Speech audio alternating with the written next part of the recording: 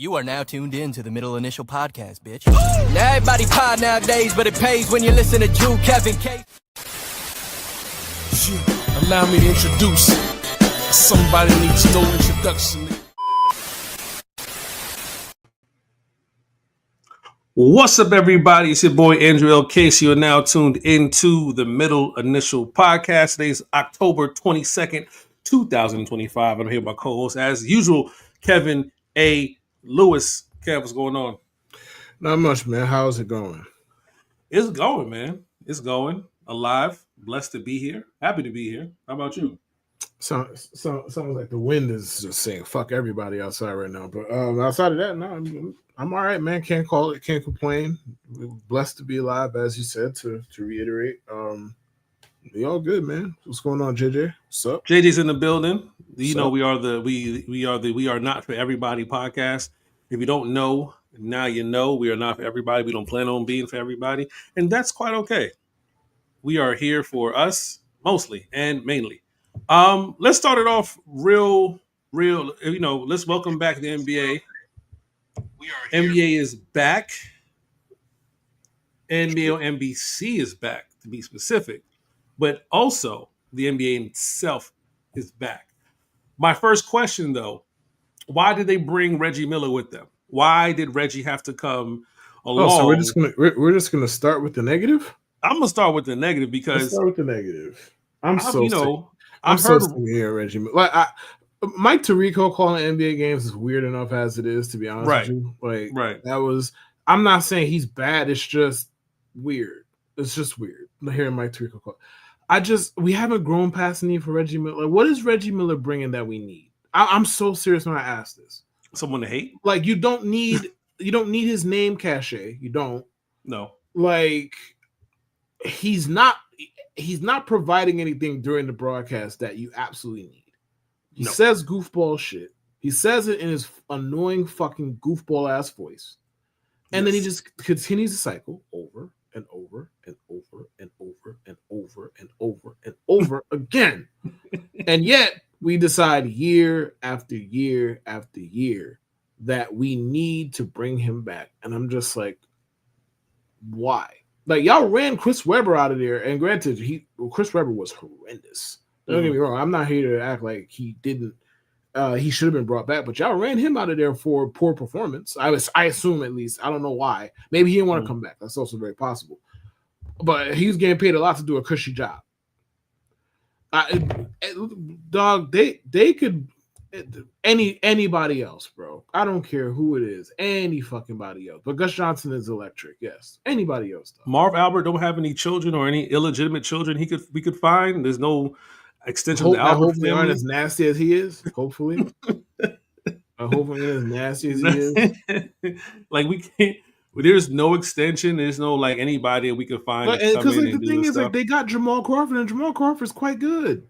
Yeah, it's quite good. He lets the game breathe. He don't give you these stupid fucking sayings with his stupid annoying voice, and he just gives you what he saw and his opinion on what he saw. Reggie just does the most, and it's like, bro, and his voice is just grating on top. I can't do it, Reggie. I think for me, it's his voice. I think I can deal like so.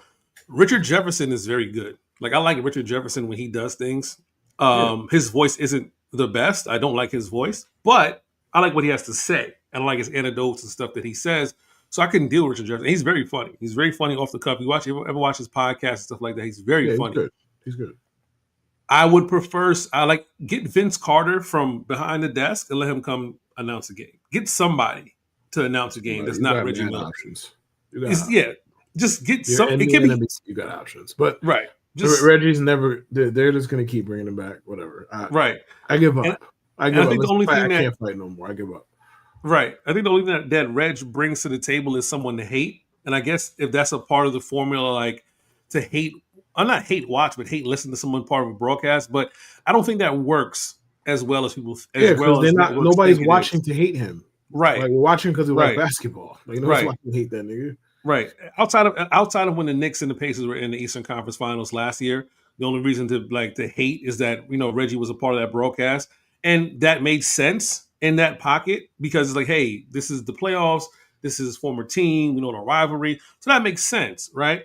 But it's not like you paired Reggie Miller with like Walt Frazier, or you paired Reggie Miller with like Patrick Ewing or something like that, where something it would pairing be him full, with Walt Frazier might be the worst broadcast you've ever heard in your life. Respectfully, respectfully. Leave my man Walt alone, man. I love Walt Frazier, man. I like Walt.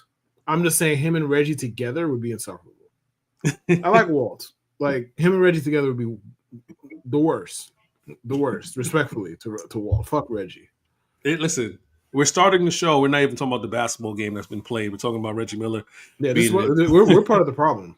We are part of the problem. Part of the problem. But at least we're talking about like it's related to the basketball, even if it's not actually the basketball. Like we're talking about who's calling the basketball. Like we're not talking about Stephen A. Smith talking with his, even though we're going to talk about that because fuck him.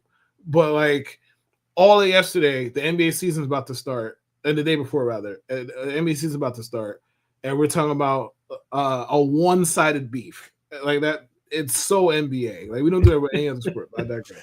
Does LeBron know you're? Does LeBron know you're in this room? Like, bro. Just give Stephen A. Ouija board. It's like, LeBron, are you there? Does LeBron know you're here? Like, like I don't. Nobody can, bro. And we're doing this the day before the season. The day before the season, and we'll talk about storylines, but let's talk about that. Either way, we'll talk about that later. We'll talk about that later. But NBA on NBC is back. People are excited. Round Ball Rock is back. The greatest NBA song ever. Probably the greatest sports song ever, next to the Monday Night. And the other one by the racist dude. What's his name? What's the dude who made the Monday Night Football intro? I don't know what his name is. Got his name. JJ probably knows. He knows who it is. But yeah, outside of that, Round Ball Rock is a classic. So people are happy that NBA is back. You could watch NBA on regular television. You know what I mean? You could watch it on Peacock too, but you watch on NBC. That's very nostalgic. For those who don't know, when we only had about, let's see, it was channel 2, 4, 5, 7, 9, 11, and 13. We only had 7 channels. So, I know it sounds like dinosaur shit to some of you guys, but we only used to have 7 channels back in the day. There was no DVR and no internet, and we were thoroughly entertained. And we actually turned the TV off. Yeah, that shit was for the people with the lower back pain. That shit was for the married people, the poor eyesight and the knee problems. People. That shit was for a lot of people. But right, it did bring, but hearing the music did bring back the nostalgia. Sure. Oh, listen, bro, them sat. And the thing is, but people understand, those games were only just prime time. We're talking about Saturday afternoon.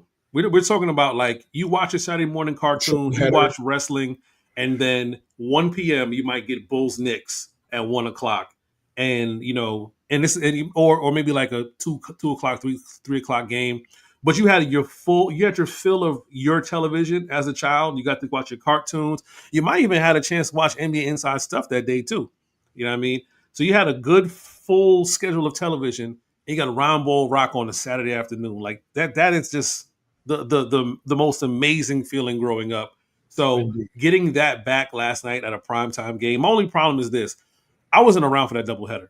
I was not. To quote my man Jalen Rose, not going to be able to do it. Not going to be able to do it. 11:30 at night, Warriors, Lakers, good night.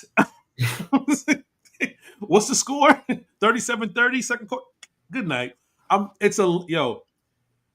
We'll go to the first game, but just for the fact that game with the double overtime, I was like, what are you guys doing, bro? It's opening night. We have to warm up and lead up into the doubleheaders going, the extra late hours, going to bed at 1:30 in the morning. We have to get up at like 7 and go to work. Those days are behind me, bro. Those days are quite far behind me. And as much as I wanted to watch Golden State versus the Lakers without LeBron, I didn't. I went to bed. I watched, but I clocked out. They must have been down like 12 with 6 minutes left, and that's doable in the NBA. And I'm just like, let me know tomorrow. Let me know tomorrow morning if they want to come back. Great, surprise me.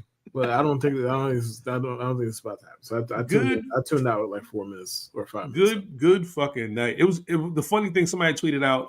They're showing the NBA broadcast. T Mac is Vince Carter and you see Melo in like a sweatsuit, and they're like, "Oh, Melo didn't even bother to get dressed." Melo was freshly retired. This is what retirement is about. I'm sorry, miss me with the bullshit. I am 100% on Melo's side. If I had to dress a certain way every day to enter the arena and stuff like that, and I am freshly retired, freshly a Hall of Famer and all that stuff, you're going to get me in all of my sweatsuit glory. I don't care if T-Mac and Vince had a suit on. I think that man got the assignment messed up. You think so? I don't think he did that intentionally. Because like we can say whatever we want about him. Like I'm not trying to shit on him for doing that.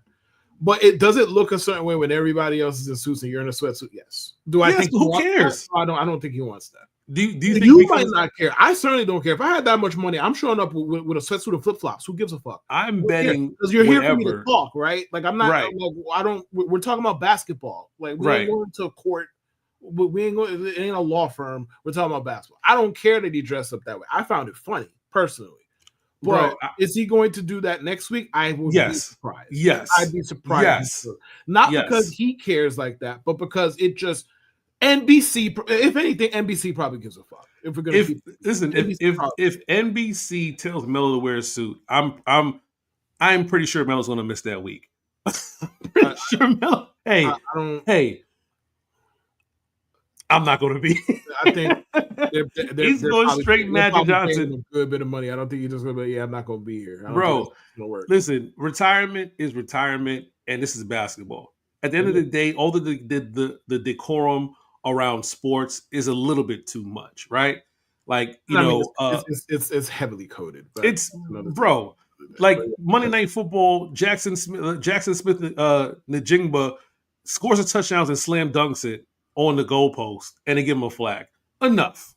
Okay, enough. All right, guys. It's a game.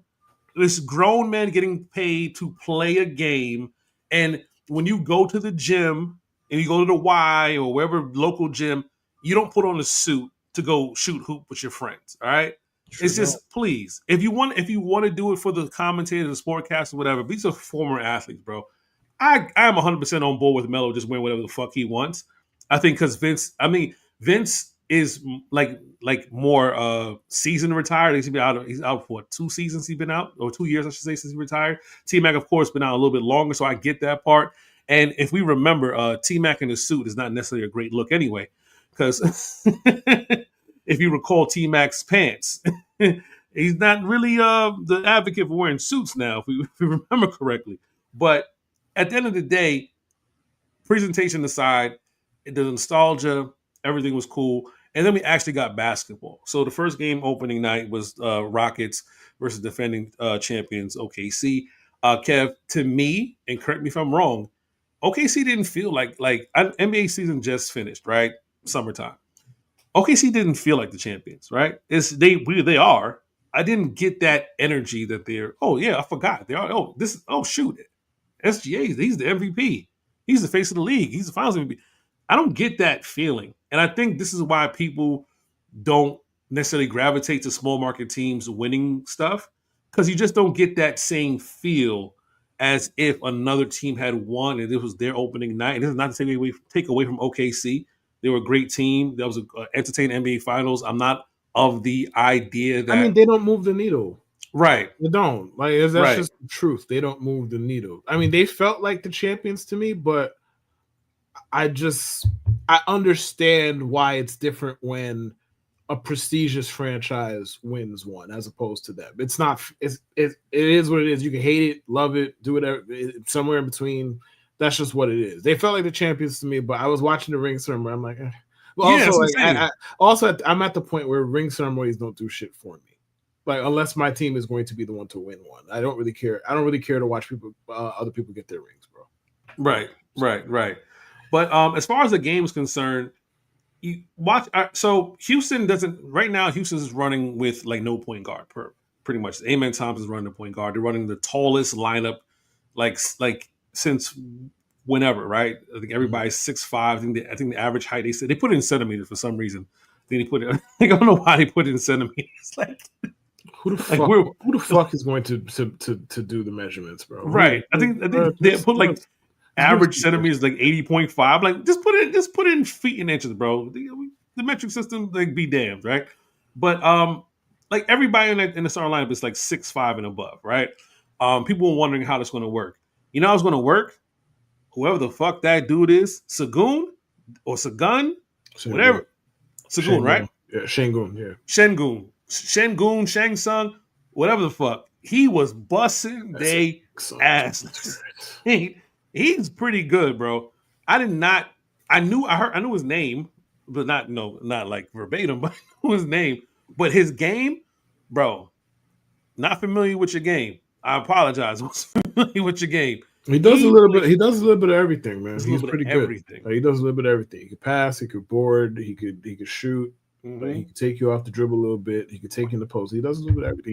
He's really skilled. He's really skilled. He was carrying because KD definitely didn't show up early on. I think it was like 3 for 8 to start the game. Also, it felt like they weren't even trying to get him involved early in the offense either. There's a couple of times he was asking for the ball and wasn't getting it. He fouled out on a brilliant move by SGA, that pump fake and everything. Listen, say what you want about SGA, call him a foul merchant, whatever. The man has the goods to get to the free throw line, and when they needed the most in double overtime, he got KD off his feet. I feel like I'm gonna say this a lot. Sorry to cut you off. I feel like I'm gonna say this a lot on this podcast. I'll say it one time, but you can have a counter if we keep going forward. Drawing fouls is a skill. It is. Add it all you fucking want. It's a skill. Does it look crazy sometimes? Yes. Not arguing. Like the James Hardens, the Trae Youngs, the Joel Embiids. I understand how it could be off-putting. Hey, man, ultimately, the onus is on the referees to not go for the bullshit. That's right. The onus is on them. The player, I ain't saying you got to like him. I ain't saying you got to respect him. All I'm saying is bitching about the player drawing fouls, which is a skill, is wild to me. Is wild. Especially in that spot. It wasn't like he took him to the hoop. Like KD fouled him. That's something like, oh, where's the foul? Like, bro, right there. Right there. Like right there. Are you blind? SJ could have pretty much hugged him at that point, how close he was on him. But the move leading up to it, like the crossover, the hezzy. That's just what it is, man. Like KD was playing good defensive up until he left his feet. He up faked and KD jumped and he got the foul. He landed in his pocket. And was that a shitty way for the game to end? I guess I don't want it to end on free throws. Sure, but am I mad that he shot them? No, he got a foul. He earned it. That's it. He earned it. And say what you want. Even SGA admitted after the game he didn't have his best game, but he knows what to do to contribute. I mean, he ended up with 35 points, and I know people box score watch say, 35 points. He wasn't really shooting that well from the field, but what he didn't really get going until the fourth. Right. And what he started to do was do the things he knows how to do well, which is get to the free throw line and get the easy points. And that's what the free throw line is for those easy points. As far as on the OKC, I think only one player was out. They looked rusty. You know, I'm not going to say championship fatigue because a lot of people like to say that. They're a little bit rusty. But it's the first game of the season. We're not here to discuss long-term what it's going to be. I think the biggest thing to discuss would be how Houston is running this tall lineup with no point guard. I don't think they need one. You know what I mean? Like we're in the era of positionless basketball. I don't think you need to have a point guard. Someone's going to emerge as either the primary ball handler or the primary playmaker. I can see a world where KD does more playmaking than scoring, but also watching last night, it did seem like they were trying to give everyone touches, and that may mean KD doesn't get the ball like in the spots that he normally does. I think they need a fucking point guard, man. Well, for that reason, like, right, and I get it. Kate, like the Thunder have the best collection of defensive wings in the fucking sport. Mm-hmm. So, like, some of KD not getting a shot off at times or not getting the ball at times is credit to them. They get paid too. I understand this, right? But like, you kind of need. Amen Thompson, a lovely player. He's gonna be a fantastic for a long time to come. He ain't initiating no offense. No. Like, you need an initiator. You need somebody to keep it organized. Like, yeah, we do the whole pure point guard, this, that, and that. I don't even need it to be no pure point guard. Somebody who can organize a fucking offense. None of them dudes can do it. And yeah, in October, that might not matter. In November, that might not matter. Hell, in December, it might not matter. Come May, it's going to fucking matter at some point. You need somebody. Right. I'm not asking for if Malcolm Brogdon didn't retire, I'm talking about somebody like that. Like, I'm talking about the bare minimum floor general type of point guard who could get you into sets when you need to get into sets. I'm going to say opposite. I'm going to say They can do like running with like how Orlando ran with Turkoglu. I don't think you necessarily need a traditional point guard. I think a passing forward would work. I don't think Thompson is the answer. I think KD, who has I shown in mean the past, that whole thing worked mainly because Dwight Howard was better than pretty much everybody besides LeBron. right? So that's what I'm saying. If Shagun is or Shagun, whatever his name is who he is, like from like if that's a glimpse of who he is last night. What he had 36, 37 last night. I don't remember. If that's a glimpse of what he is, and you could run the offense through him. KD is tall enough to get him the ball in the post. KD's also tall enough to create his own shot, and KD's tall enough to pull up when he wants to. I think for Houston, I think to be honest with you, if they're going to run with that, they probably just need more. They probably need better shooters to have a lineup like that. I think that's what it is. I think they need better shooters. KD is the shooter. That's also a problem because right. Man, they don't even bother to guard him at the perimeter. He's a good defender. Right. He's a good defender. He's a wing guy, but he's not somebody who's going to be afraid of to shoot the three. And we're working on the Landos. They have Rashard Lewis. Turkoglu could pull up, and then they actually had a point guard who could shoot the three as well. Jameer Nelson could shoot the three. So I think eventually there will be a break in the lineup, but cannot discount the coach, man. Udoka is a great coach. So we'll see what adjustments he makes going forward.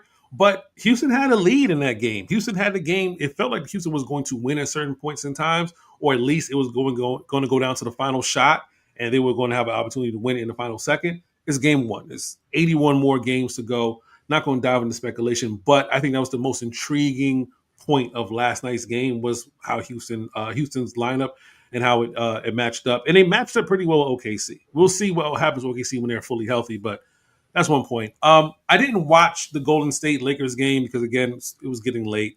And it was already 6 minutes. There were already, 6 minutes left in the second quarter when the game finally came on. I didn't check on Peacock to see the game in progress because I was too locked into this double overtime game. But LeBron is out with sciatica. People are wondering what the Lakers offense is going to look like until he comes back. And they said LeBron in this whole situation, like, the whole Lakers situation is funny. LeBron is not retiring. He hasn't indicated he's going to retire. He's saying things like his camp is saying they're monitoring the Lakers situation closely. I don't understand what's there to monitor. Like, you got Luka on the team.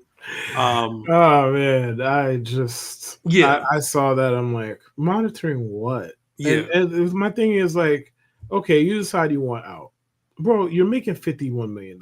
Who is taking that? Because you have to send money back. That's the problem. Right. And you ain't gonna take no buyout. So what are we doing? Like, what are we doing? He's gonna monitor this. Hey man, you're the Lakers GM is dog shit. He's been dog shit. You've known he was dog shit for. He's been there 7 years. You've known he was dog shit 6 years, whatever it is. You've known he was dog shit this entire fucking time. Rob Pelinka is Rob Pelinka's existence is like the number one reason why the whole Bronny conversation pissed me off. Because it's like, we're going to talk about nepotism, fine. Taking LeBron James' kid at 56 overall, whatever it was, you're going to tell me that makes you more mad than Kobe's weed man having the Lakers GM job? Like, just that pisses me off. Like, like, bro, Rob Pelinka has gotten a job and kept a job more specifically simply because he knew Kobe. He was cool with Kobe. He was close with Kobe because he wasn't qualified and ain't like he's done a good job since. The best things Rob Pelinka's done as a Lakers GM. Let follow me. There's two. One, LeBron James decided he wanted to live in LA. That ain't a Rob Pelinka thing. No. Nico Harrison hit his head, got advanced CTE, and decided he wanted to trade Luka Doncic. Those are the two best things Rob Pelinka did in his fucking tenure as Lakers GM. So LeBron what about acquiring Anthony Davis? That was him. I addressed that. LeBron decided he wanted to play in LA. I addressed that. That's what came with it. I addressed that. I guess. If LeBron wasn't in LA, Anthony Davis wouldn't be in LA either. So I guess. I mean, listen. I'm wrong. I'm not saying you're wrong. I'm just play with Rob Pelinka and Julius Randle. I'm pretty sure. I'm not. Sorry. I'm not saying you're wrong. Brandon Ingram, excuse me, would have been there. Sorry. I'm not saying you're wrong. Yeah. I felt like Pelinka is I kind of feel like he gets the bad rap for a situation that was going to go off the rails anyway, and it's nothing really to salvage, right? Like LeBron decided, like you said, LeBron decided to Oh, go. I firmly disagree with that. What do you like? Here's the thing: they just acquired a 25-year-old generational talent that they need to win with and build around. So we Right. can say it's not salvageable all we want, but like your big offseason I mean, acquisition before is that, fucking DeAndre Ayton. Like, what no, are we doing? no, I'm talking before that. I'm talking about before they fell ass backwards into Luka Doncic. I'm talking about the fact Okay. that you had Kobe retiring, Mhm. and it wasn't a winnable situation for him. So to your point, LeBron Yeah, because decides he's to, bad hey, at his job. right, LeBron decides to say, hey, I'm going to just give you an Right. out because he, to be honest with you, you could have went after Kawhi, right? Because that They that did. option was on the table, They right? did. He told And him to go Kawhi, pound sand. right? They Well, did. He told him to his go pound dad sand. or whatever situation, say, well, we'll go to Clippers instead of going to the Lakers. Yeah, And like he told him to pound sand for whatever the right, reasons. His uncle, whoever, yeah, whatever scam reasons, I don't want money, to be whatever right. reasons, like he Whatever told the him to go pound reasons, sand. Yeah, they're trying to make the Clippers fetch, right? They're just trying to make them something that they're not. Whatever. right. You fall ass backwards in LeBron, you fall ass backwards in Luka, but without those things happening, like I said, that situation wasn't the right situation in the first place. I don't think for any GM, because if you don't, because the pressure of being a GM and a head coach in LA, specifically for the Lakers, is to win a championship. And I think the thing that they did, regardless of how you feel about the bubble, they won the championship. Now, did anyone could have looked at how that team was constructed and said they weren't going to win multiple championships? That was the thing. Like, they weren't going to win multiple championships because after whatever LeBron had in his prime in Miami, it felt like whatever team he went to, they were just trying to add that piece to get him over the hump. So you go to Cleveland, you already have Kyrie, we're gonna get you Kevin Love to get you over the hump, right? You get your ring. You knew he wasn't staying because of the relationship with Dan Gilbert, but they gave him enough to get over the hump, right? You go to LA, you knew he wasn't playing with Lonzo Ball and everybody else. You get AD, you happen to fall into the bubble year, and you win a championship. Now, getting Luka wasn't to get him over the hump. That's the major difference. Getting Luka was to say, hey, we're moving on. Like, your boy he doesn't want to play center. Fine. We have this trade here. We're moving forward. And we're not doing anything else for you in general. Like, you got your son here and everything like that. You got your homie here. Your homie's gone. It's either you're rocking with this and you have your farewell retirement tour, or you find someplace else. Now, somebody made a great point.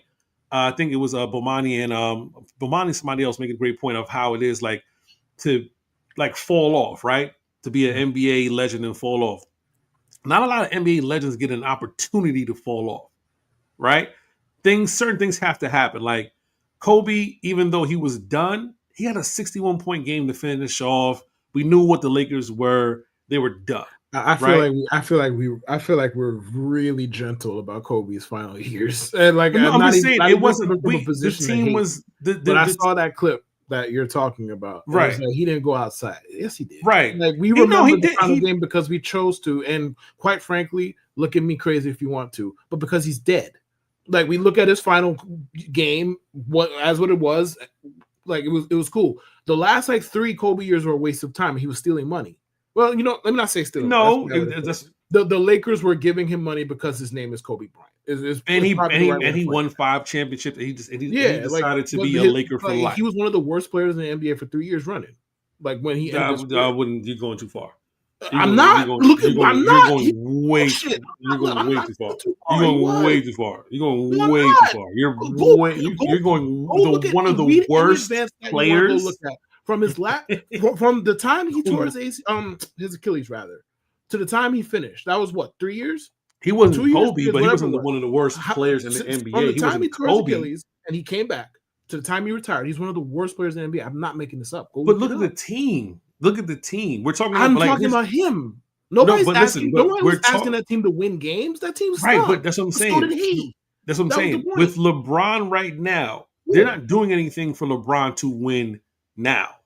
Right? This is what they're saying. We're not going to do anything to win now. This is who you have.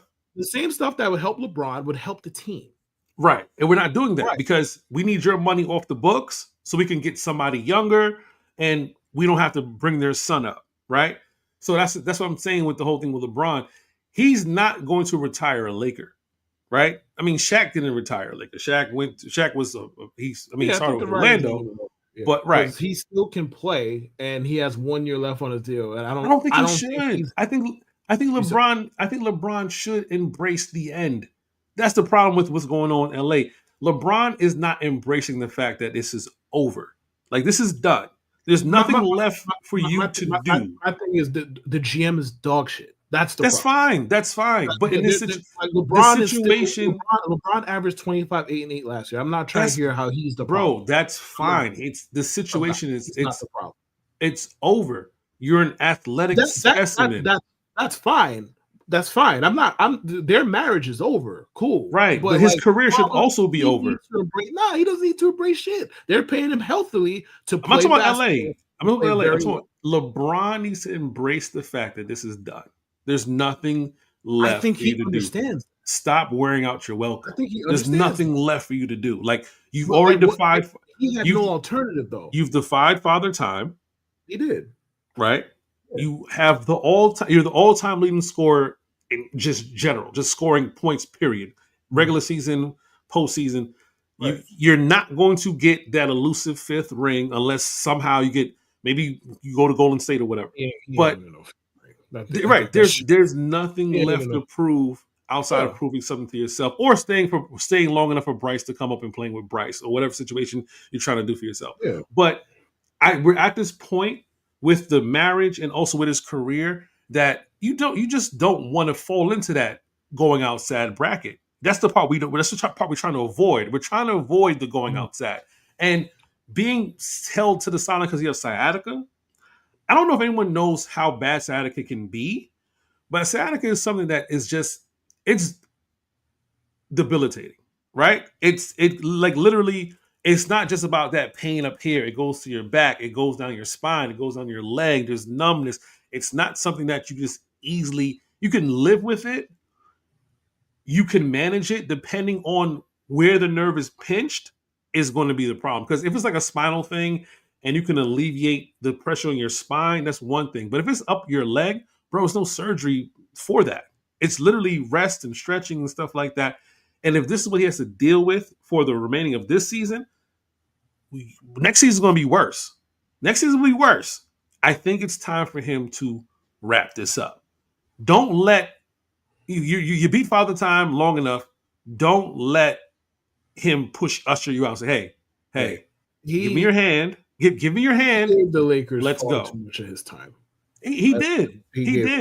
But he also attached himself to a sinking ship because the Lakers have tried, like after Shaq retired and Kobe had to deal with like 2 seasons of the Lakers being bad and they get Gasol and winning the rings. And he had to deal with 3 more seasons. The Lakers we're not, hey, Kobe, no one wants to come here. No one wants to play with you. You're kind of old, you're Achilles, stuff like that. There's no hope. We're gonna play the young guys and stuff like that. You're gonna be like this big brother. And they said he embraced it. They say he embraced the role.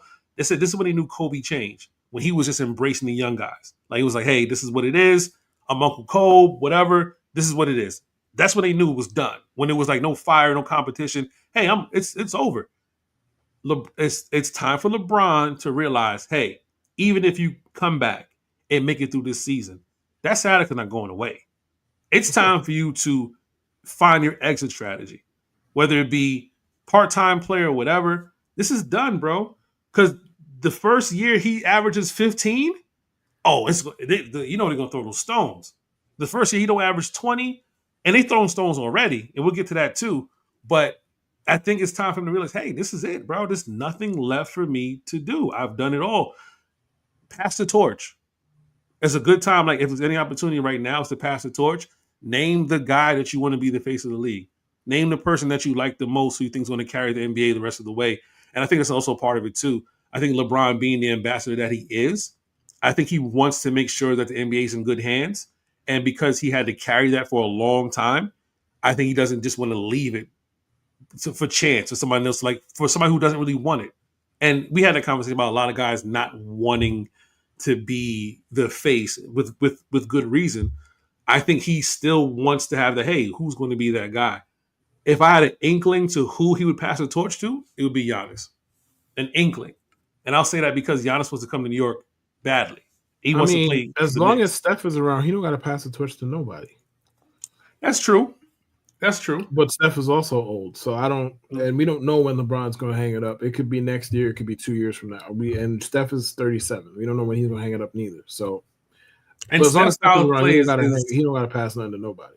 Right. And Steph's style of play is he can play till he's 41, 42, his style of play. Because he just shoots the ball that well. And as long as he can get to a spot and make a shot, as long as he can handle the ball and get to the spot, I don't see Steph leaving anytime soon unless he doesn't feel like it. And if his wife keeps talking the way that she's talking, I think he's going to play for an even longer time. Because that woman just won't stop talking. She just won't shut up. And he just keeps going with this. My thing is like what she feels is perfectly normal.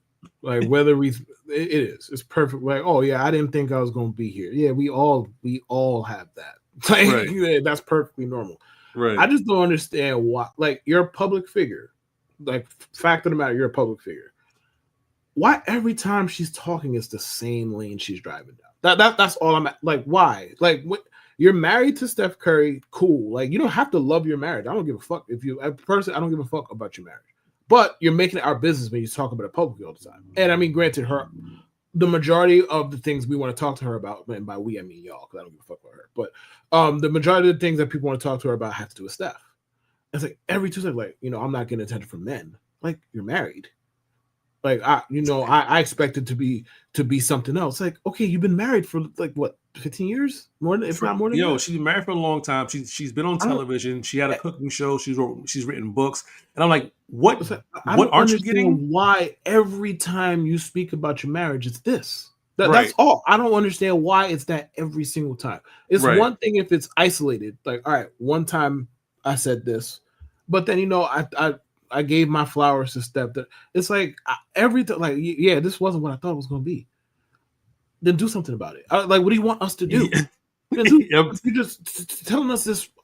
You're inviting us into your marriage. I don't want in the group chat. I don't want it in the group chat. I want marriage. Leave us alone.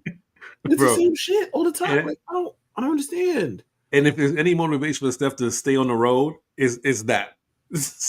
Hey, keep on talking, Aisha, because he'll play as long as he can. Oh, so you're calling him Joe Flacco? Hey, you can't tell me. Hey, you can't tell me Joe Flacco likes his household. Joe Flacco. You can't tell me he likes his household. I'm so dead ass, bro. He's 40 years old. Like, yeah, they're paying him a lot of money. I get it. Okay, cool. He is very, very, very rich. He could sit his ass down and be just fine. Right. And like, I also saw a clip with his kids where one of his kids basically called him trash. He was like, they were asking him like, I can't remember what they asked him. It was something about the past. Like, did you watch your dad in the Super Bowl? He's like, right.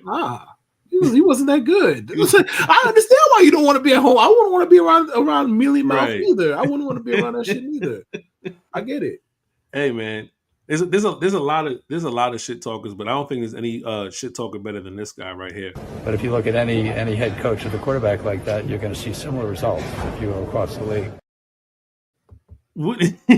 Woody Johnson he's something. He is something. So I don't know exactly where they were, but they were asking Woody Johnson, and I remember you and I had a conversation. I said the best thing about the Jets being this bad is that no one is talking to Woody Johnson. Like, we haven't heard from him. I was like, the best thing. I literally had said that the best thing that no one has spoken to Woody Johnson about. And then Woody came out and was like, "You thought, you thought."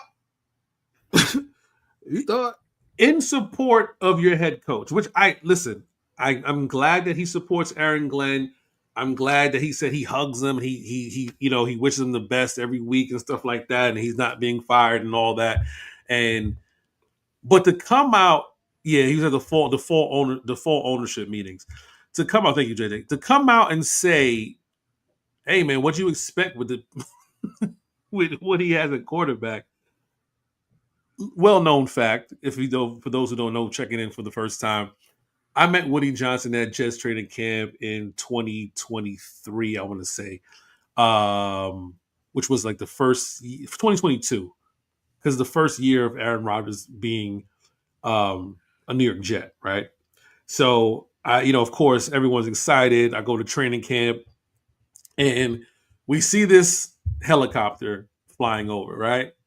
and we made a joke that it was Woody's helicopter. You know what I mean? Yes, unintentionally one of the most funniest motherfuckers alive.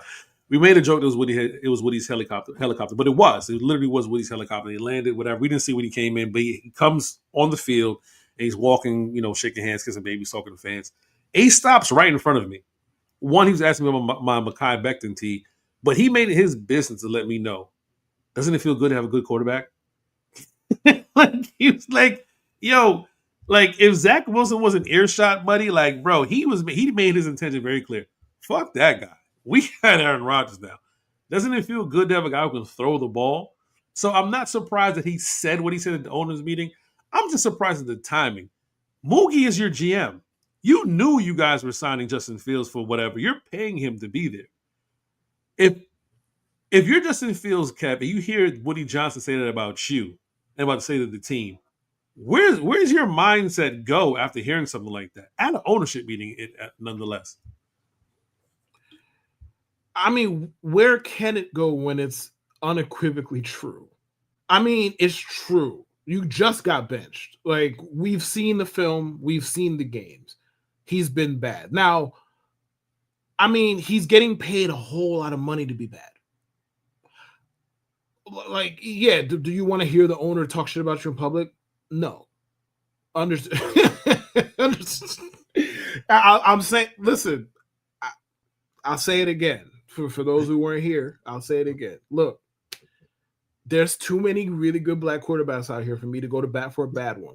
I don't have to lie to myself. It's not the days where we had Tony Banks and Sean King and like early Jets era Geno Smith. Like, this ain't that. Like, we got like a 2-time MVP is black. The best quarterback in the league is black, et cetera, et cetera, et cetera. We got too many dudes for me to be lying about Justin Fields. A lot of people are very committed to lying to themselves about Justin Fields. Well, he doesn't have this. He doesn't have that. He doesn't have this. He's not this. The OC is not. And it's like, I get it, man. I'm not trying to sit here and act like the Jet situation is perfect. It's fucking not. He's also been the same guy in 3 different fucking locations now. Like, can he fix it? Sure, man. Stranger things have happened. Sam Darnold's on his 12th fucking team and is doing quite well in Seattle, right? Right. Not everybody runs the same race. I understand all of this. And development's not linear. I understand all of this. I'm not saying it's impossible. I'm just speaking about now. I don't give a fuck what Justin Fields is 2029. That's not my concern at the moment. Mm-hmm. Right now, he's bad. A lot of people are very, very, very committed to lying to themselves about that fact of blaming everybody else but the player. And it's like, all right, it's been 3 different locations now. Like, are any of them great at developing quarterbacks? No. Unequivocally. Not here to argue with you on that. No, or right. Anybody. Like, yo, they're not good at developing quarterbacks. He's also not good. So, like, him hearing Woody say that, look, it doesn't feel good, but, like, bro, you can control how good you play. Like, he's just not that guy at the moment. Can he fix it? Sure, man. He's not that fucking guy. He's not good. And hey, should Woody say it out loud? I mean, no. Like, Andrew L.K. saying that, Kevin A. Lewis saying that, JJ saying that, whatever fan you want to pull from the clouds saying that is one thing. We fans, or well, y'all fans. I don't root for those losers no more. Y'all fans, right? The owner sounded like a guy off the tequila. It's just not a good look. I'm sorry, he's not, bro. And that's what it is. Like, I don't mind that okay, let me not lie. I do mind that he said it. I mind that he said it because I think there's a better way to say what you want to say. Yes. Quarterback play needs to be better. Yeah. Aaron needs, some more. That's my problem with Glenn too. When he be running his yap, it's like, yeah, what you're saying, like the conclusion ain't that far fetched. Right. It's just you're getting there in the stupidest fucking manner possible. Right. Oh, why don't y'all mad when Josh and Lamar hold the ball? Because they win MVPs, Aaron. That's why they win fucking MVPs. They win MVPs. Just, you want to defend your quarterback. I get it. You're supposed to. I understand. No one is mad when Josh You Allen can do this without. Like, he brought up the fucking Philadelphia Eagles in July when they asked him, like, what about your passing game? What about the Eagles? We're not talking about that. We're talking about you. We're talking about you, bro. We're not talking about that, bro. I get it. I get what he's saying, because I like. We had this conversation, and make sure, guys. Also, I forgot to say it. If you're watching right now, hit that like, hit that share on YouTube. Leave a comment on Twitter. If you're on X, retweet, share it on X as well. Let everybody know that you're rocking with us right now. We're talking about Woody Johnson, his commentary at the full ownership meetings when it came to Justin Fields and Aaron Glenn. My thing is, Aaron Glenn is going to do the coach speak. He's going to say what he has to say and make these wild comparisons or whatever case may be. And we had the conversation when he said that Aaron Glenn wanted to give Justin Fields a shot at playing quarterback. And when you hear that initially, and I like the fact that he said that, you go back and you look at Chicago and Pittsburgh, and I think it was more of a shot at Pittsburgh, not really Chicago, but it felt like Pittsburgh saw enough, even though they were 4-2 with him. And I don't think much changed when Russell Wilson was at quarterback after, right? I mean, they won their games to the playoffs, whatever, but nothing really changed. Did what they usually do, win what they normally do, whatever. Meaning, and now they got and get right. And that's what they did. That's what right. Did. And they have Aaron Rodgers right now. I think the same thing is going to happen. I think they're going to win their customary 9-10 games. And maybe a difference is Aaron may win a game in the playoffs. Maybe wins one in the playoffs. That defense, he's not. No, not with the defense. Not with that fucking defense, he's not. Joe Flacco. He's not that good, but it ain't that bad to be losing. Joe Flacco tore them boys apart. I don't know what the game plan was, but it wasn't to guard Jamar Chase. That's for damn sure. I can say what the game plan was. Bad. Right. So I get that part where he said that earlier on, that Justin Fields didn't get a chance to play quarterback, and he's going to get a chance to play quarterback here. And I was very excited by the prospect of that because my point about Justin Fields is I do like him as a quarterback. I feel like he wasn't being used properly. I've seen some seasons where I felt like he had some stuff going right for him, especially when Chicago got DJ Moore and Moore had like a career year. It just feels like. Okay, what about the rest? What about the rest of the offense? Hold on, because that year, Komet was a Pro Bowler. DJ Moore was a Pro Bowler, and I think the running back, who was their running back that year? It wasn't Swift, it was somebody else who was running back. He wasn't that good. Might have been Montgomery. But what I was saying in a nutshell was, if Justin Fields had that type of offense, a consistent offense coordinator, could he improve? So my hope was always to say that we found our guy who could be our Goff, and we don't have to draft a quarterback next season. That's the hope. I think every Jet fan should have hoped, regardless of how you felt about Justin Fields, whether you like him or not, whether you thought he was good or bad, that you hope he can be that quarterback so you can move forward and have a fucking quarterback. Like, we've seen what happened with Geno. We've seen what happened with Sam. Y'all keep preaching and giving people time and patience. Well, that's what I was saying. Because Sam wasn't showing any promise outside of a couple of passes. Geno wasn't showing much promise at all. Whoa. We're not going to do that. Because, number one, Justin Fields has yet to have a stretch in his career like Sam did in December of his rookie year. That's just true. We can look it up. That's just objectively true. So, like, I'm not going to agree with that because he did have a good stretch. He did. Sam was one of the best quarterbacks in the league in December that year. I'm not exaggerating. Go look up the numbers if you want to. Go watch the film. Do whatever you need to do. I mean, hell, I can say this comfortably because I bought a jersey behind that shit because I thought he was about to be on his way. And well, I lied to myself, and he lied to me too. So there's that. But like, he was one of the best. He was one of the best quarterbacks in the league in December that year. Justin Fields has never ever had a stretch close. That's not true. Respectfully, he hasn't. He has individual games, sure. He has not. He's had. Well, how long was what's name stretch? 5 Sam games. Stretch. 5 games. 5 games. Okay. Look it up if you need to. I am looking up right now because they had showed a stretch where Justin Fields had a good what's the name? I'm looking at the wrong thing. A good stretch of games. Anyway, point being, hoping that Justin Fields was going to have that type of season where it's like he's just playing good, running, throwing the ball, whatever. And it felt like with versus Pittsburgh, was fool's gold because Pittsburgh defense isn't good, whatever case may be. Mm-hmm. But that's not the case. Fine. I didn't expect Woody Johnson to say that at a meeting, though. Like, you don't expect that. Like, it could be true. All of it could be true, but you don't you threw your quarterback that they paid under the bus in favor for your coach. I don't think we've ever seen that ever from an owner to throw a quarterback under the bus. Not in public. Not public. Certainly not fucking public. And I would say the closest I would say is Jerry Jones and Tony Romo, maybe. The closest, maybe. Who?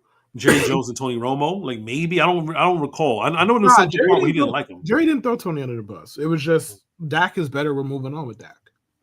Right. He didn't really throw him under the bus in public. But my thing is also, like, if you're talking that crazy about your quarterback in public, you 0-7 Why is this on the roster? That's the thing. Why is this on the roster? What? He's a backup? I mean, you just said he's ass out loud. Right. Out loud. without saying he's ass. He said out loud. Like it was a lot going on. And it's to be clear and to be fair, I think more coaches and owners should say when something is bad that it's bad. I don't like the window dressing. I don't like the fact that, I don't like coach speak. I don't like ownership speak. I don't like GM speak. I think more people should say when something is bad, so that player can understand either I got to get better or I got to go elsewhere.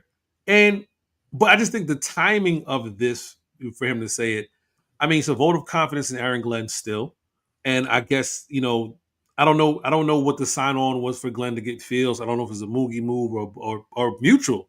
It felt like it was both of them. Yeah, it felt like it was mutual, right? So it's like, but hey, you gave him the green light, you got him. It's not working out, and clearly they're just going to move forward. But may not be this Sunday because Tyrod is day to day with a bad knee, and some people are saying might as well let Brady Cook play. I don't know why people keep saying let Brady Cook play. I don't see a benefit of letting him play. Go ahead, Kev. I could tell you why people want Brady Cook to play. To fuel the tank? Because the alternative is Justin Fields. Okay. I mean, I would say. I mean, I would think more so to fuel the tank to say whatever. Listen, I don't know shit about Brady Cook, brother. I don't know. I'm not here to act like I know anything about Brady Cook. I'm not here to say he's good, bad, and different. I mean, the likelihood of him being any good is already fucking low. He was drafted where he was drafted for a reason. Mm-hmm. Like, if you're a white quarterback and you drafted like outside of round 3, you probably ain't it, bro. Like, right. And quite honestly, I can make the argument for outside of round 1 if we're gonna keep it a beat. I'll just say outside of round 3 just to keep it safe. Right. Like if you draft outside of round 3, you're probably not good, and you're white, you're probably not good, bro. Like they want you to be good. They want you to be good, and you're just nah. We think you're a backup, which is fine. Hey, backup quarterback job is the best job in football, besides kicker and punter. Getting good money. Getting good money to sit down. You have to come in the game. Nobody hold that tablet. Shit, and you get paid handsomely for it. Hold that tablet. You just on the tablet. You're the vibes guy in the meeting rooms and the locker room. Like as long as you're not a piece of shit and you're a quarterback, you can have a quarterback job for as long as you want. Like the initial example of this in the opposite direction was Jeff George. Oh god, you can't tell me Jeff George couldn't have held out a backup job after he was done. Like even though he was not that good as a starter, cool. If you had to play Jeff George for a game, you could get by. 2 games, you could get by. He was such a gigantic asshole, and nobody wanted to deal with him. That was crazy. But also you could be Ryan Fitzpatrick. Because Ryan Fitzpatrick did play for like 17 different fucking teams. So right, and Fitzpatrick was also like the black curtain of death. Like if he's your backup, he's guaranteed to start. Like there hasn't been a destination where Ryan Fitzpatrick went and didn't start. Because I don't know if he put like the anti-Magic Michael stuff inside your wardrobe, if he had a voodoo doll of you. But if Ryan Fitzpatrick was your backup, you weren't starting all 16 games of the season. That just didn't happen. Like he came to the Jets and Geno got his jaw broken by a fucking like special teams guy. Like you couldn't tell me that Ryan wasn't egging him on like, yo, bro, he better pay your money, dog. If it couldn't be me. Couldn't be He told IPA, couldn't be me. He can pay you my money, dog. And he went in his mouth and right upside the head. Right. Oh, you're not gonna pay me? Okay, you're not gonna pay me? Bet. Oh, bet. Say less. Went in his mouth. You're gonna play in my face? Like, all right, bet. Right. And No Fitzpatrick's like, playing yours, bitch.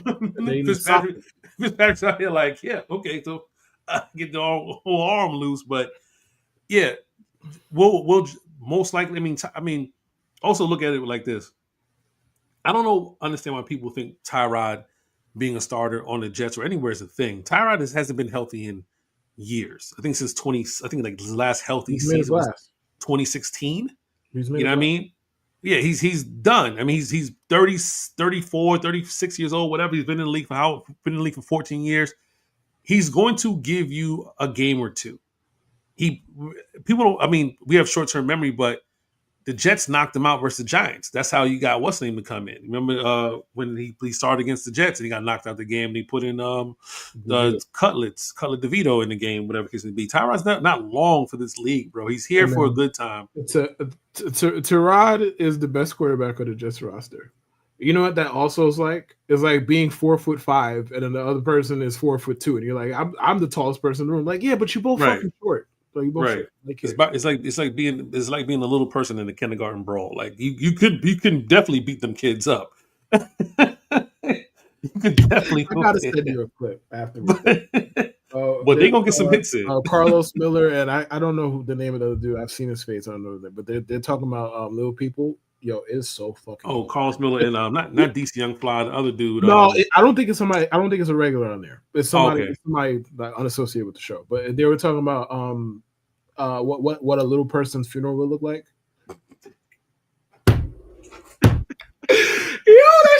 That shit had me fucking dying. Now I'm gonna send it to you with that. But yeah. Man. But yeah, man. Anyway. Speaking of if you go Jets, whatever. Speaking of a little person's funeral, everybody's counting out the Blue Jays in the World Series versus the Dodgers. Not me. There's some narratives that people are running with, like Jude was in the discourse about David versus Goliath.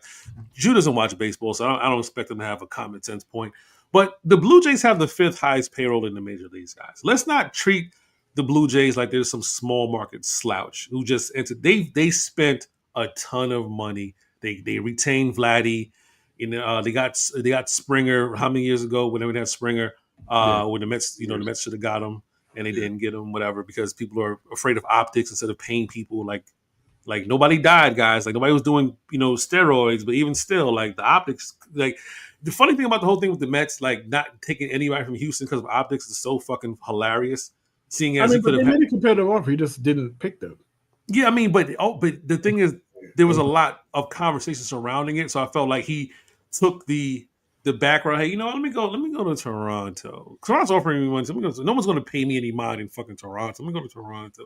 We may not even make the playoffs, and they did. And he had the biggest. I think Chris Williamson had posted. If he hits a 3-1 home run right now, it'd be electric, and he fucking did it. He hit a 3-1, like he's one of the best postseason hitters in baseball. Sure is. Of all time. Yeah. Right. Shohei was 1 for 21, and people were dying for him to get criticized. And then what he does, pitches and hits. 10 strikeouts, 3 home runs in the game, and told everybody to suck his dick.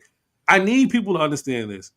When it comes to posting, I know people have an Aaron Judge fetish, and Judge, he's not clutch, and blah, blah, blah. And then once you see Shohei not doing good, look at Shohei. Shohei's on a really good fucking team. He can afford to not hit his best.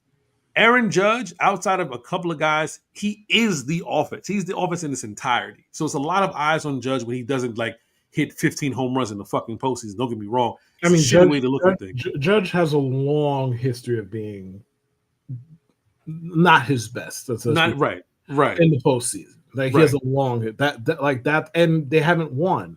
Right. Like if the Yankees won a chip last year, nobody would give a fuck about. Nobody would care. Nobody would care. Like, how I know this? Go look at Mookie Betts' postseason numbers before the last 3 years. That when he had 2 rings and he was dog shit in all those playoffs, they just happened to win.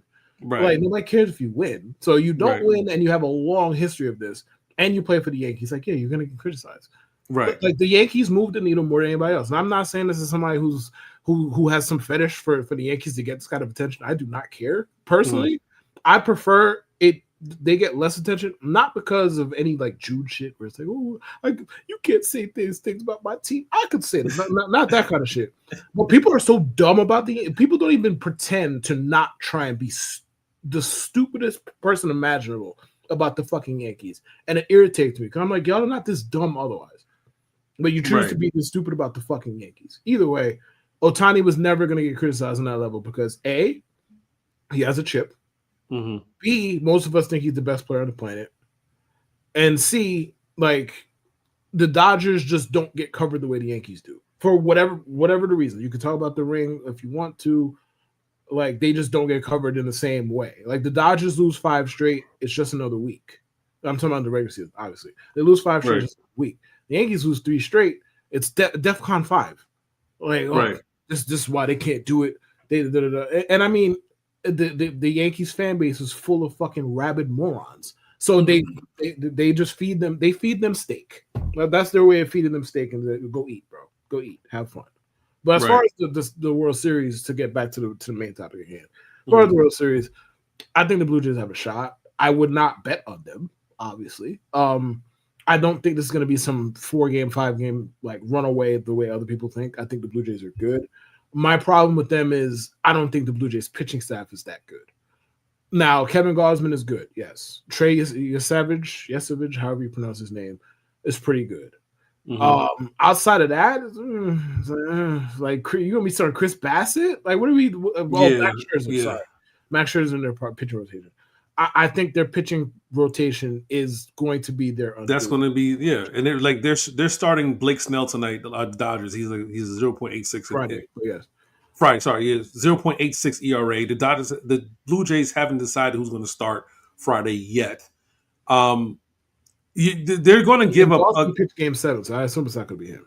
Right. They're going to give up. I mean, if the Jays win this series, and like I told Kev, if they win, it's going to be it's most likely going to go 7 if they win the series, which is fine if you're the Blue Jays if it goes that long, because that means you got somebody. Huh? Yeah, you signed for that. If you got Blue Jays official right now, like yo, I tell you, the day of Game 7, you're guaranteed to be playing. You sign up for that any day of the week. Any day of the week. Every day of the week. Like, yo, I get one chance to win a chip. Right. You could have gave me that in April. I signed up for it. Anybody would take that. Right. And I think that's one thing that the Blue Jays have to get. They have to steal one of those games in LA, because you don't have the pitching to sustain it. You know, you beat the Yankees in that deciding game with like a bullpen game, and it worked out for you. It was a gamble, but you mostly beat the Yankees because you're hitting. Like, your hitting was the reason why you beat the Yankees, because just hit them, right? But the Dodgers, who in this, like, to be honest with you, their hitting hasn't been tremendous this postseason in comparison. Like last year, it felt like it was more better, especially Freeman was more locked in last season. But you beat a Phillies team which beat themselves. You beat a Milwaukee team that always beat themselves. I don't think it's going to be a series where the Blue Jays will come in and say, oh, we're going to beat themselves. I think the Blue Jays are going to have a game, maybe not game 1, but maybe game 2, where they completely just smoke the Dodgers, like a 12-2 game or 12-4 game. They're just not going to get out. They're not going to get off the field. And if they get more of those games and rubber matches and stuff like that, they have a better chance of going to 7.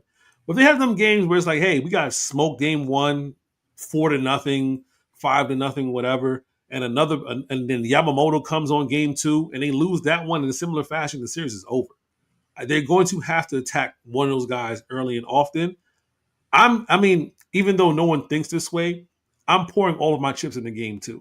Because I don't see Blake Snell, the way he's been pitching, is going to give up a lot to you. Like, I don't think he pitched against 2 good lineups. I don't think he's going to give up a lot to you because he's just been lights out this year.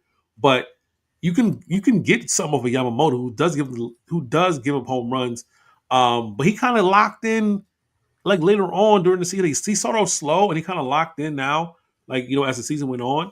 But he started off real slow. I think if there's anyone you could get to, is him. If there's anyone, I would pour my chips into trying to figure out, you know, the game 2 matchup, which is probably why they haven't decided who they're going to start in game 1 on the mound in game 1. So we'll see how that goes. But my family in Toronto, they're loving the fact that the Blue Jays beat the Yankees.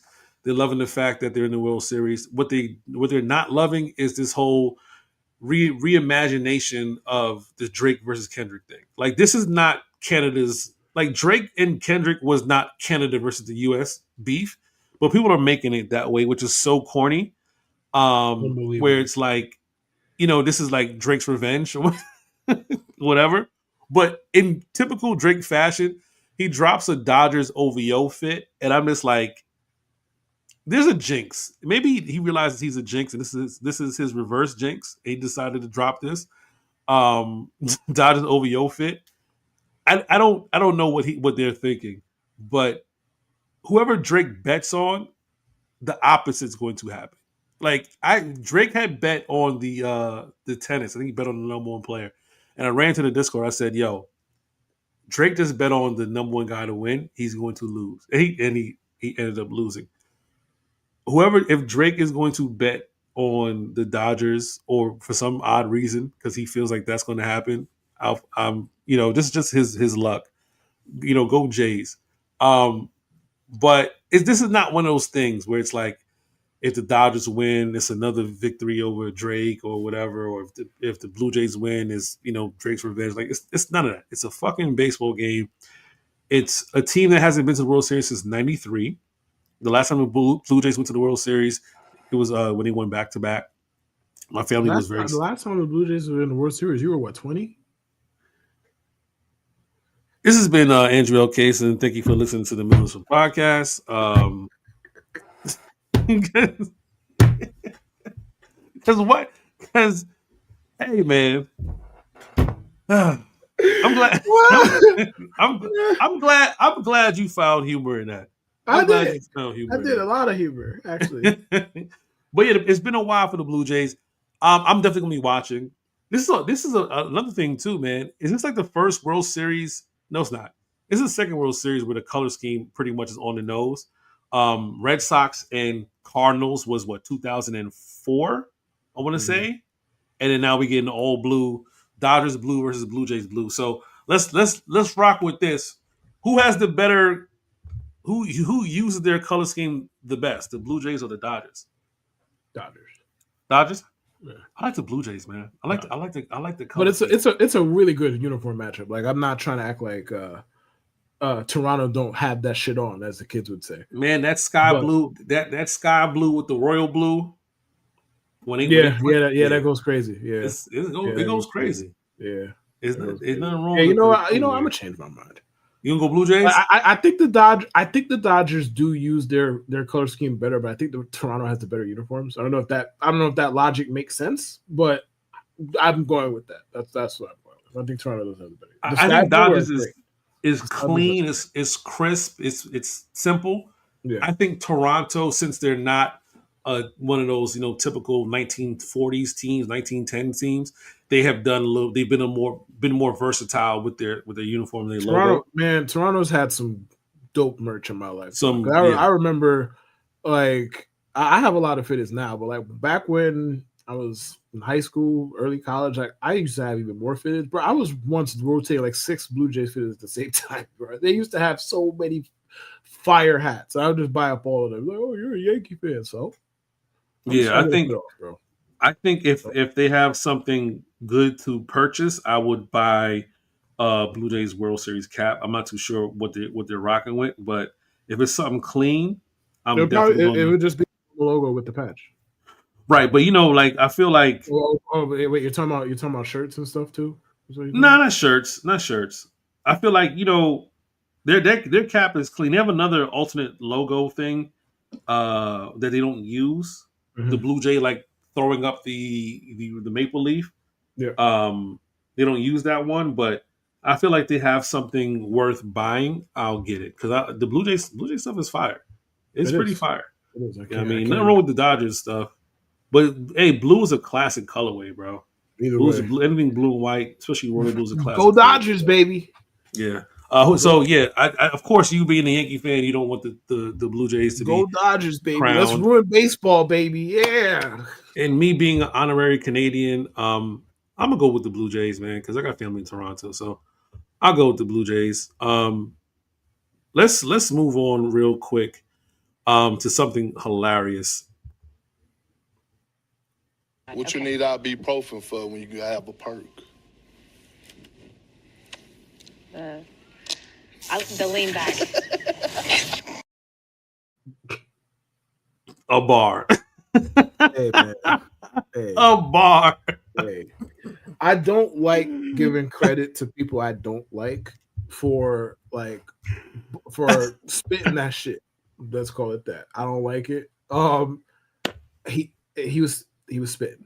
I cannot lie. He was spitting. Yo, the lean back. The lean back took it up like 17 notches, bro. Like, the lean back was nuts. He was spitting. Like, what you need ibuprofen for when you have a perk?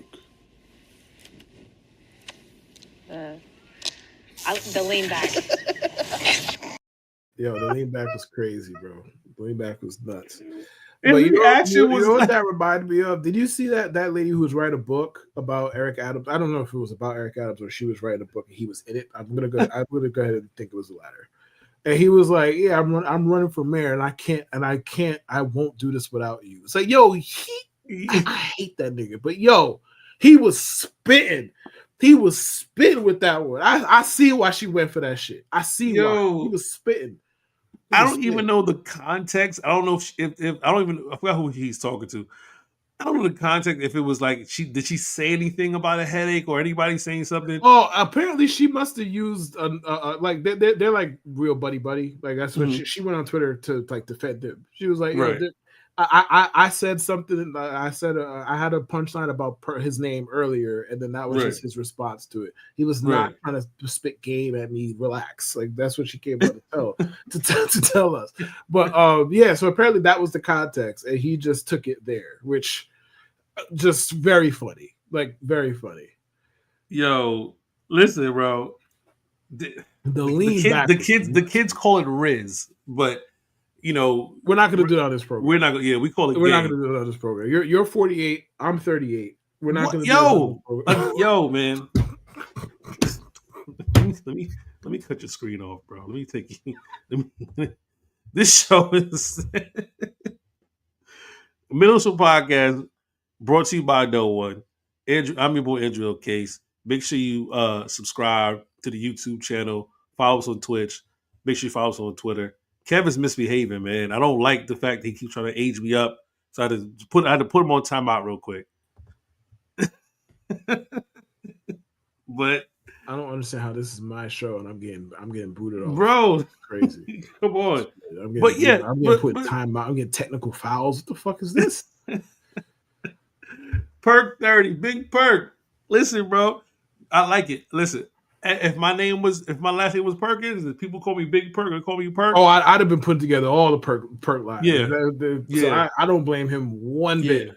And I can tell he's used that shit before. He ain't. Bro, he probably has a litany. He didn't come up with that shit in that moment. Listen, he probably put chicks on a first class flight, put them in a hotel, and called it the Perk package.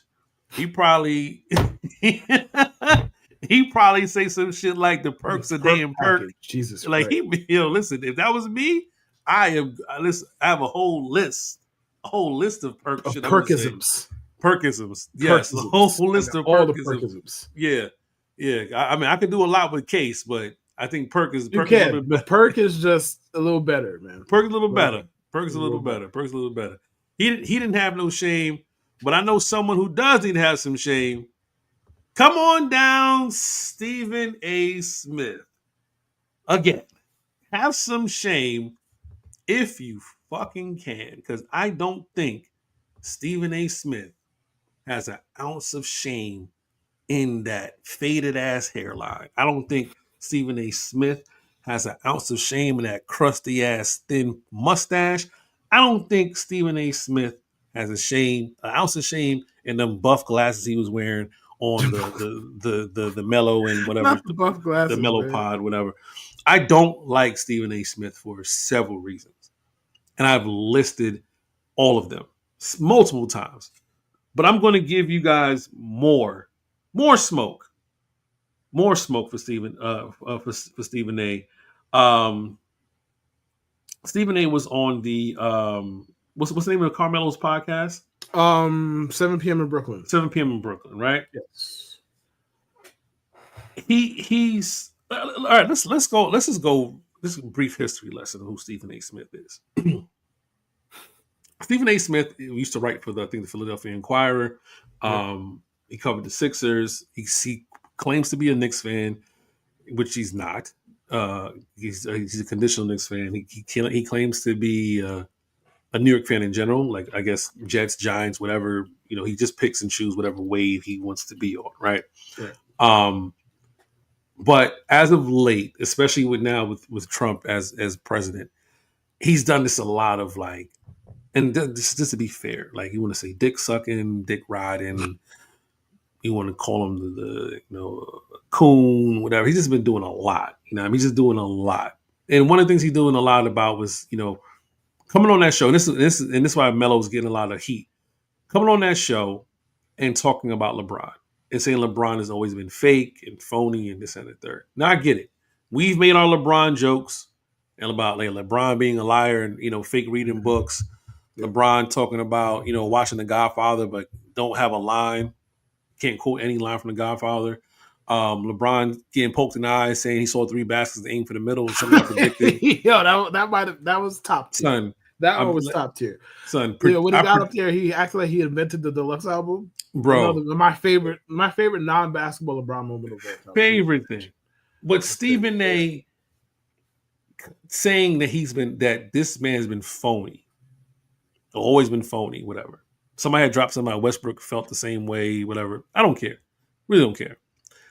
Stephen A. spent majority of his career debating Skip Bayless in some of a pseudo defense of LeBron. Even though Stephen A. is a Michael Jordan fan, he wasn't as big. Like he was just the lesser of the two. The lesser of the two evils. The two evils there. Right. Yeah.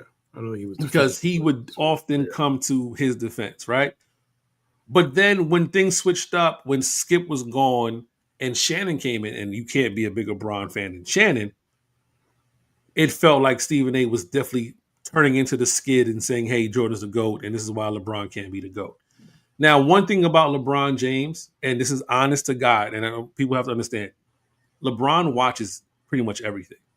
Like LeBron watches everything. I know people who met LeBron and say, "Oh, I saw your tweets." Like he knows who's really. Yeah, nice. I like that. He met somebody. Said, "Oh, he's like, yo, yeah, oh yeah, you cool." Like I fuck with you because I see what he's been talking about. Like this he got eyes everywhere. Even if LeBron has eyes specifically, but I'm sure he got people sending him shit, feeding him shit. Yeah, everywhere, right? So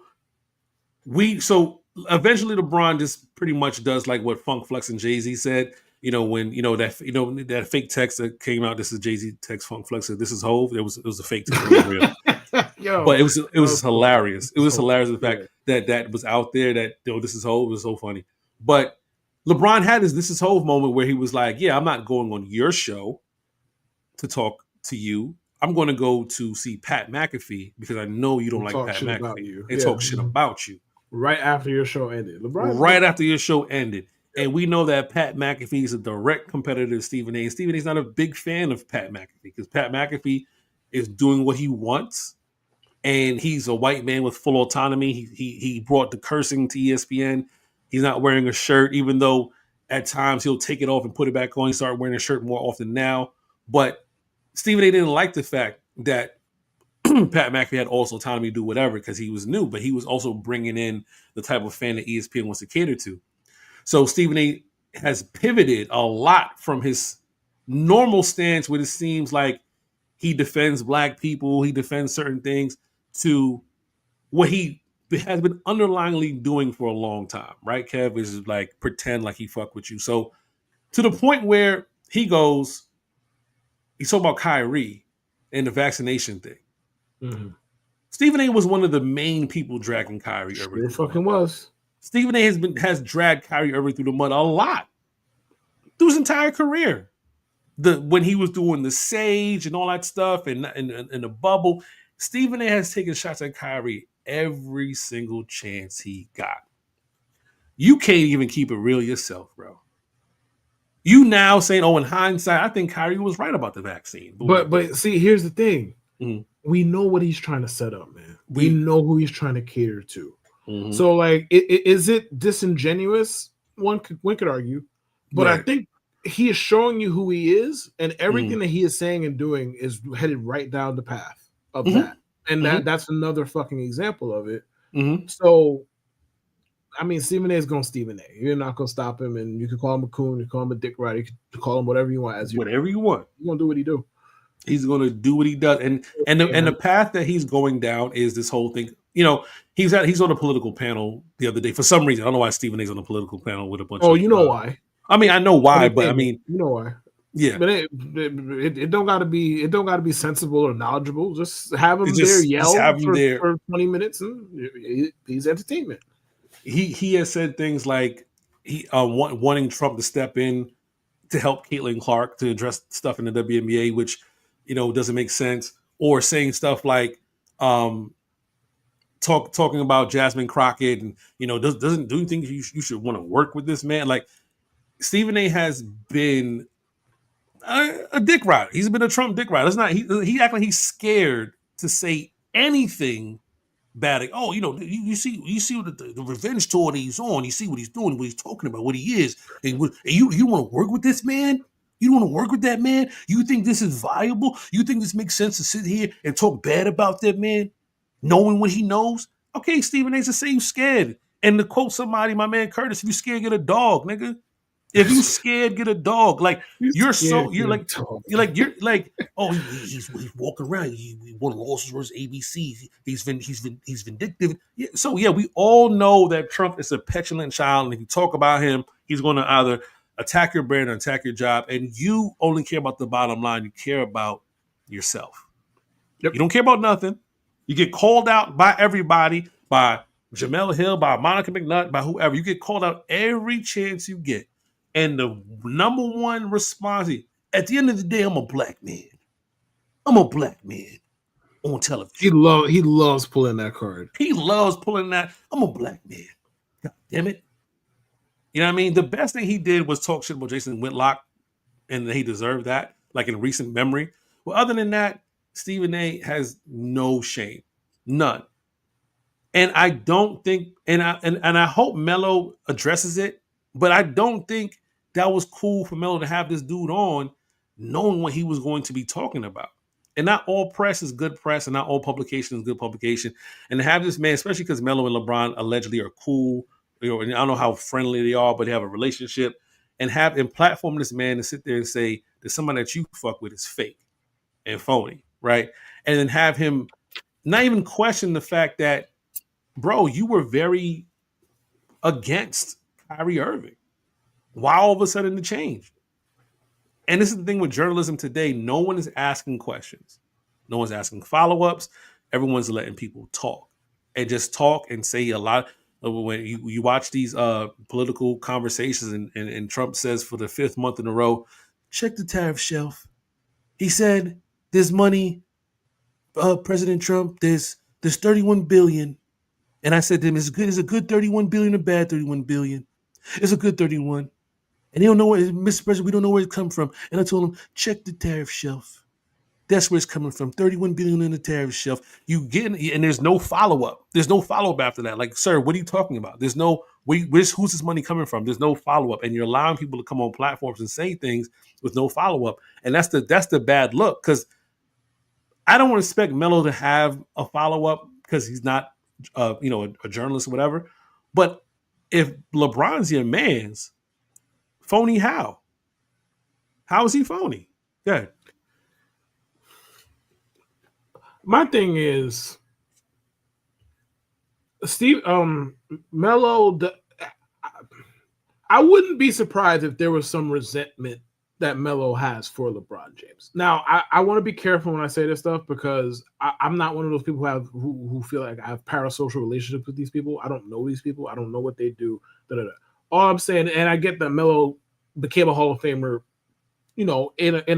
for a variety of reasons, one of which being he's wildly competitive. I understand this. Mm-hmm. So like the Carmelo LeBron rivalry never really was a rivalry. If we're going to be honest with ourselves, it wasn't. Like they were not competing for the same shit at the same level at all. They weren't. Right? Okay. So Melo has pointed out that he should have won Rookie of the Year several times since he started doing his show. Mm-hmm. He's pointed out that LeBron, quote unquote, took JR and Shumpert from him several times on the show. I wouldn't be surprised if there's some level of resentment. How that ties in here is you don't need Stephen A on your show. You don't. You flat out don't. Like that's not necessary. Your show is wildly successful. Y'all get whatever guests y'all want. Like this is a choice to have Stephen A on your show.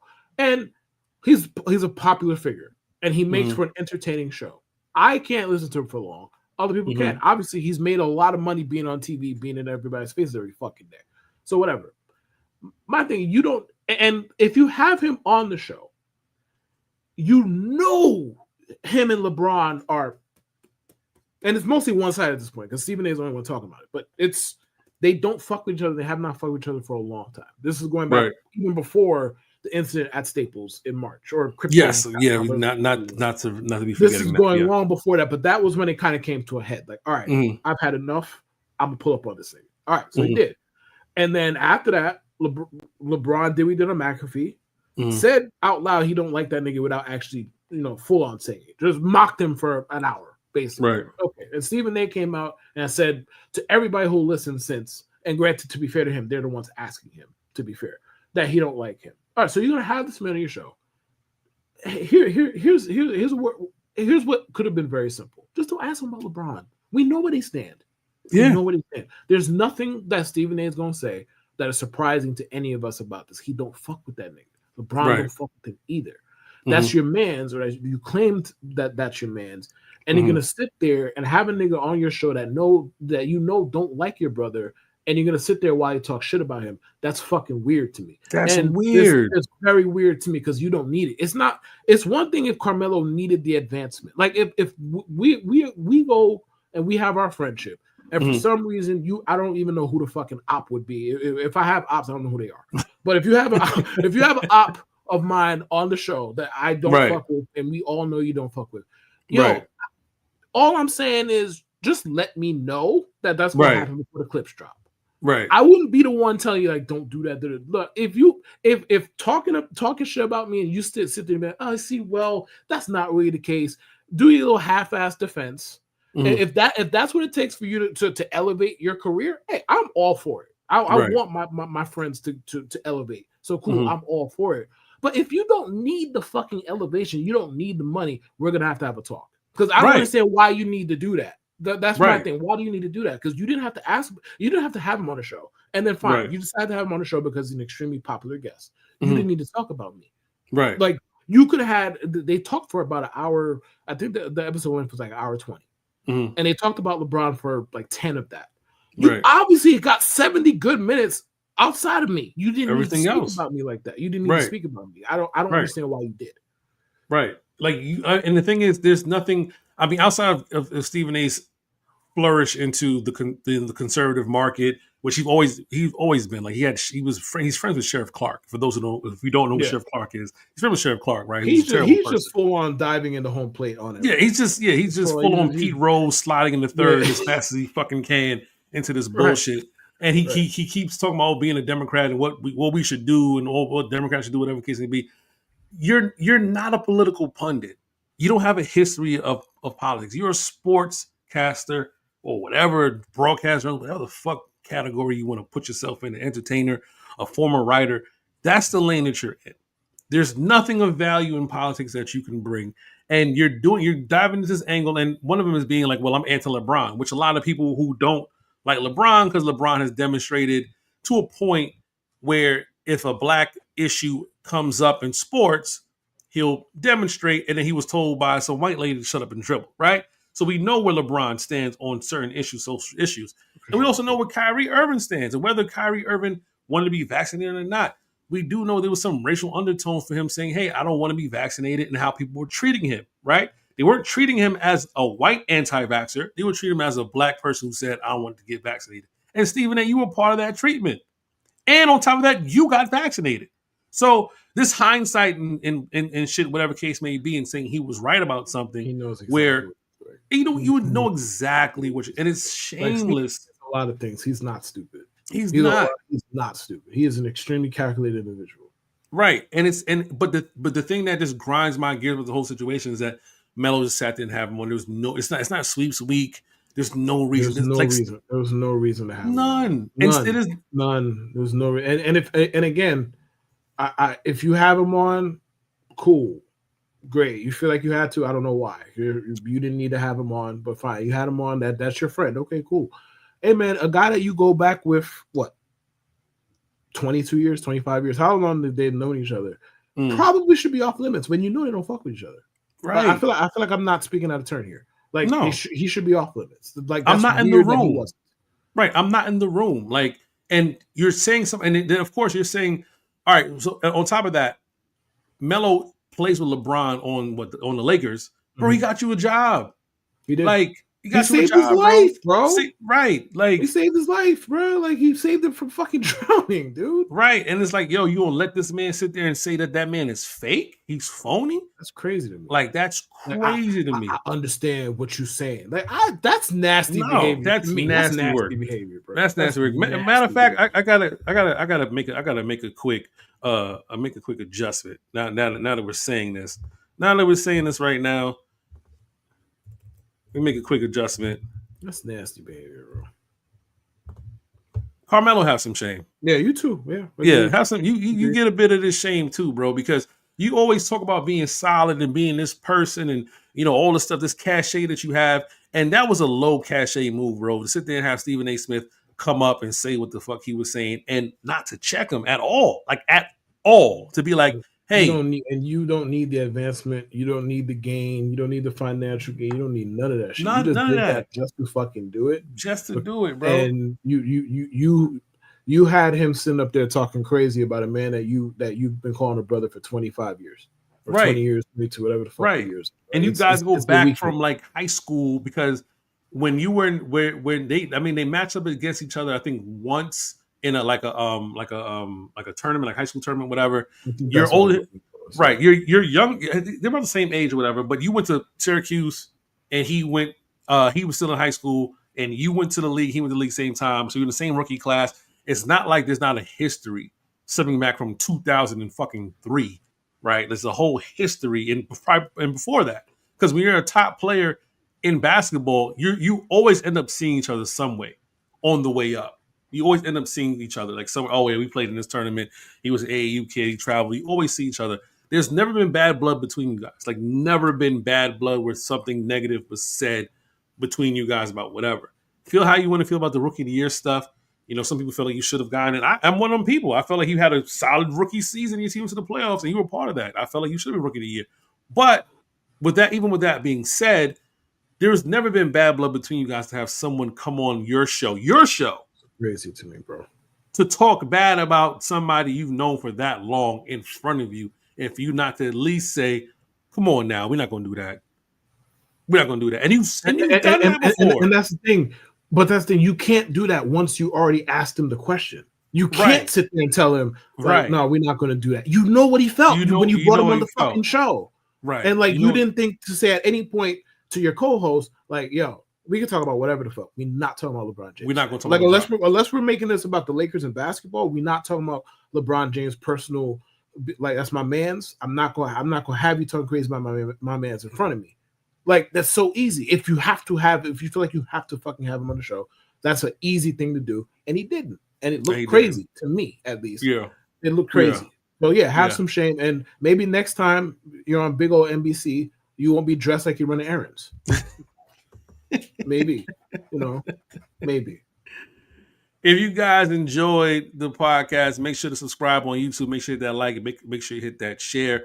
Please keep in mind that we are not for everybody. The thoughts and views and opinions of the show of our own. We do not answer to anyone but ourselves. We don't answer to you. So if you don't like what we have to say, change that channel. But if you do enjoy what we have to say, make sure to like, hit that subscribe, hit that share. Donate to the Venmo at MIPod69 or join the Patreon for as low as $1.99. Get those exclusives, get those conversations, get those access to the Discord to have conversations with us directly, and also get some perks like to our events and everything like that coming up in the future. Get some perks, huh? Get some perks. Hey, get some get some perks, baby. You could have perk. Yo, man was spitting. I cannot lie. Man was spitting, bro. Game recognized game, Big Perk. Thank you for popping. Any last words before we get out of here, Kev? I hope you enjoyed the show. That's all I got. Have some shame. This goes to the general. Have some shame. It's in Walmart aisle 7, bro. Go get some shame if you don't have it. Stay inspired by 69, y'all. I see pride, Junior. I see power. I see a badass mother who won't take no crap off from nobody. That's right.